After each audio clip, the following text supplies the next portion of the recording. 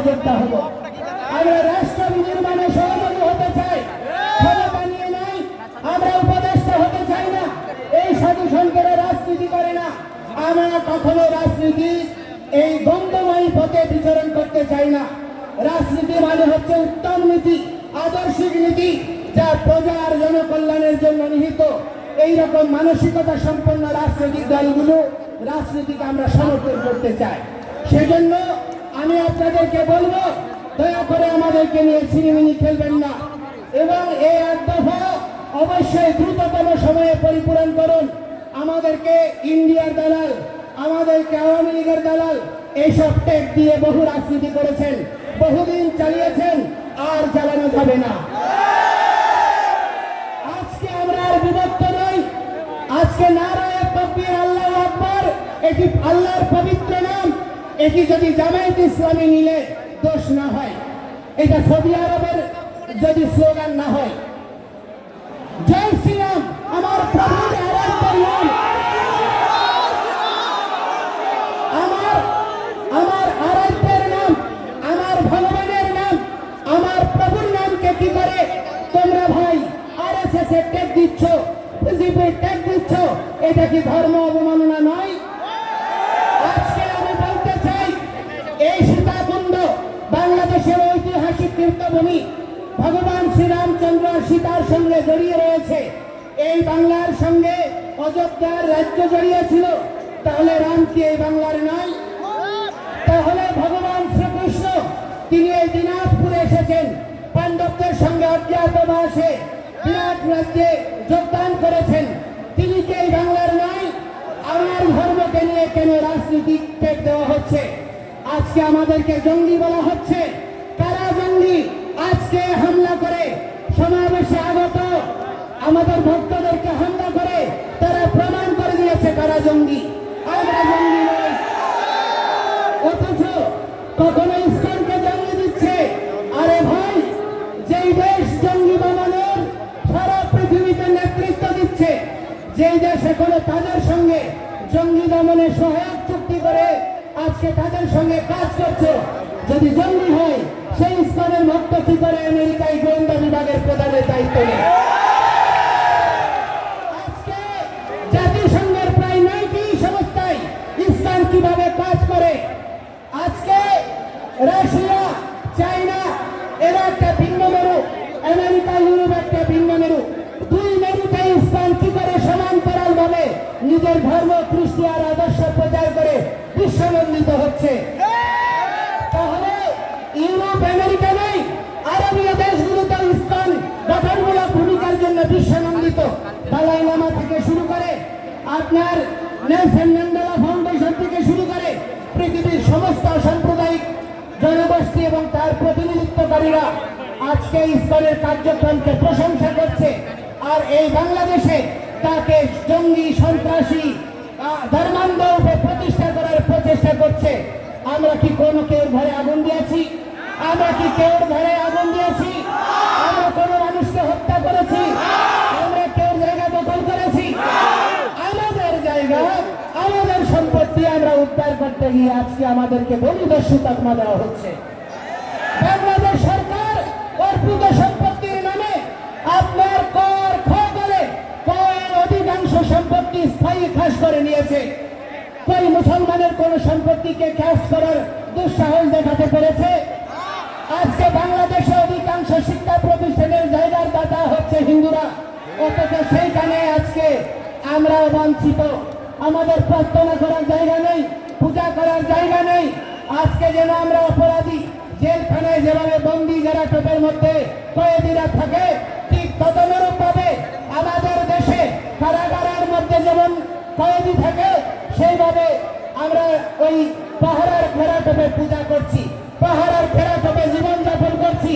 এইরকম আমরা অনিশ্চিত ভবিষ্যৎ চাই না। আমরা বাংলাদেশের বৃহৎ জনগোষ্ঠীর সঙ্গে একই সাথে অবস্থান করতে চাই, একসাথে চলতে চাই, একটি আদর্শিক বাংলাদেশ নির্মাণ করতে চাই। এই প্রচেষ্টাকে দুর্বলতা মনে করবেন না। আমি আপনাদের বক্তব্য দীর্ঘায়িত করব না। আমি আপনাদেরকে বলতে চাই, সারা পৃথিবীতে আজকে সারা পৃথিবীতে আজকে দেখা যাচ্ছে যে মানুষ মানবিকতার কথা বলছে, সারা পৃথিবীতে অসাম্প্রদায়িকতার কথা বলছে, ধর্ম নিরপেক্ষতার কথা বলছে, কিন্তু অতিশয় দুর্ভাগ্যের বিষয় আমার বাংলাদেশে রাষ্ট্র ধর্ম ইসলাম করতে চায়, একটা ধর্মীয় রাষ্ট্র বানাতে চায়, কিন্তু অন্য দেশে আপনার কি করতে চায়, ধর্ম নিরপেক্ষ রাষ্ট্র চায়। এইরকম বিচারিতা আমরা সহ্য করতে পারি না। রাষ্ট্রের 4টা মূলনীতি অক্ষুণ্ণ রেখে আমাদের সহাবস্থান সুনিশ্চিত করে যদি আপনারা এগিয়ে না যান, তাহলে এই রাষ্ট্র বিভক্ত হতেই থাকবে। আমি অনুরোধ করব, বাংলাদেশের স্বাধীনতার সময় থেকে এবং স্বাধীনতার পূর্ববর্তী হোসেন শহীদ সোহরাওয়ার্দী, মাওলানা ভাসানী, শেরেবাংলাকে ফজলুল হক, শেখ মুজিবুর রহমান, জিয়াউর রহমান থেকে শুরু করে সমস্ত ইতিহাস বীরদেরকে যথাযোগ্য মর্যাদা প্রদান করে একটি সংঘবদ্ধ এবং সুশৃঙ্খলায়িত ইতিহাসের দ্বারা একটা জাতি রাষ্ট্র বিনির্মাণ আবশ্যক। এই বিষয়ে আপনাদের সকলকে ভূমিকা রাখতে হবে। আজকে মিডিয়ার এখানে সকলের উপস্থিতি আমাদেরকে অনুপ্রাণিত করছে, এই জন্য আপনাদেরকে ধন্যবাদ জানাই। কিন্তু যে সমস্ত হলুদ মিডিয়া আমাদেরকে দলীয় ত্যাগ দেওয়ার জন্য, আমাদের আন্দোলনকে ভিন্ন কাজে প্রবাহিত করার জন্য প্রিয় প্রচেষ্টা করছেন, তাদেরকে আমরা বলতে চাই, ক্ষমতা চিরস্থায়ী নয়, ক্ষমতার পথ পরিবর্তন হবে। সেই সময় আপনাদের এই সুযোগ, এই প্রচেষ্টায় আপনার জীবনের কাল হবে। সুতরাং আজকে যদি আপনি অন্য কেউ জন্য গর্ত করেন, সেই গর্তে আপনি একদিন পড়বেন। সাবধান, সাবধান। সুতরাং ঐক্যবদ্ধ হন, বিভক্ত নই। আমরা আর বিভক্ত হব না, ঐক্যবদ্ধভাবে এগিয়ে চলব। গ্রামে, শহরে, গঞ্জে, নগরে, জেলায়, বিভাগে, প্রতিটি জায়গায় আপনারা এক একটা এই সম্মিলিত সনাতনী জাগরণ জোটের প্রতিনিধি টিম গড়ে তুলুন, এক একটা প্রতিরোধ টিম গড়ে তুলুন, যারা আমাদের মন্দির, আমাদের বৃদ্ধ, নারী, শিশুদেরকে সুরক্ষা দেবে, তাদেরকে নিয়ে কোন রকমের ছিনিমিনিকে প্রতিহত করবে। আমরা কেউ আর মুখাপেক্ষী হব না। আমরা রাষ্ট্রের আইন মেনে, শৃঙ্খলা মেনে আমরা নিজেদের আত্মরক্ষার প্রতিরোধ আন্দোলন চালিয়ে যাব। আপনারা সবাই আমাদের সঙ্গে থাকবেন, আমাদের সঙ্গে থাকবেন।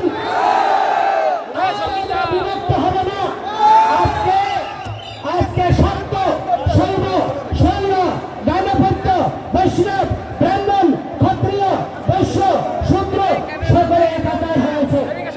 আমি কৃতজ্ঞতা জানাতে চাই আমাদের ক্ষত্রিয় সমাজের সাধারণ সম্পাদক নৃপেন্দ্রনাথ রায়বাবুকে, এই উত্তরাঞ্চলের ক্ষত্রিয়দেরকে আপনারা খাদ্যবীর্য।